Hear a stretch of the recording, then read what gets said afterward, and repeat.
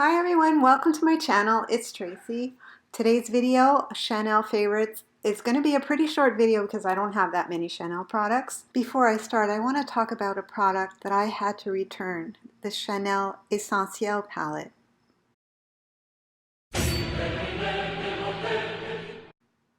When I first got it, I was so happy. Coverage, blush highlighter, it looked so natural. But when I put it on my face, it wouldn't even stay for 5 minutes.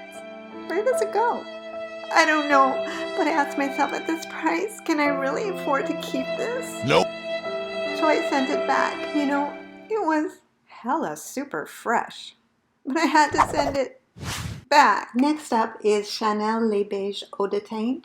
This is something that I wear to replace foundation, but it's so lightweight. It's made of 75% water. If you don't like a really light tint, you probably won't like this product. It first comes out of the bottle as a clear gel with little pieces of pigment, but when you spread it around, the little pieces of pigment break.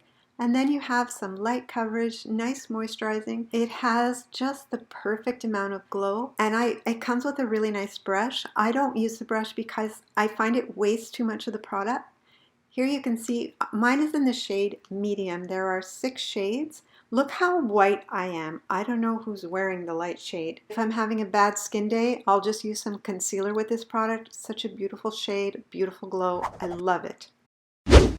This next product I've shown on my channel so many times. It's the Chanel Soleil Teint de Chanel. I really love this product. It's so easy to work with. It's so blendable. You get a lot of product. It's the only thing that I find weird is why is there only 1 shade? Next is the Top Coat Eyeshadow Veil number 317. I just wanted to get this. I think it's so pretty. It looks frosty to me and I just want to wear it in the winter. It works well as a top coat or you can use it alone.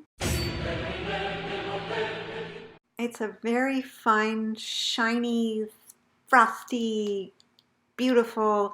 There is a little bit of fallout, but really it's not that bad and it lasts very well. You can use it as a top coat or you can use it alone. You can use it and spray your brush. Oh my goodness. What I do is I use the MAC paint pots and I just smoosh them in while they're still wet. It feels smooth and creamy when you put it on. Oh, sorry. I just want to stare at it. The brush is cheapy cheap though.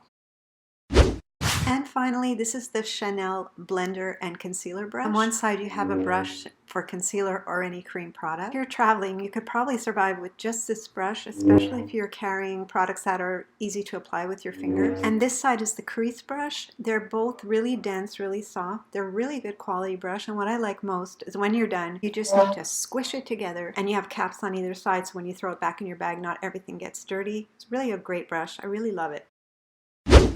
When I upload this video, the sound effects are in the right place. It's going to be interesting to see if they're going to shift a little bit once they're on YouTube.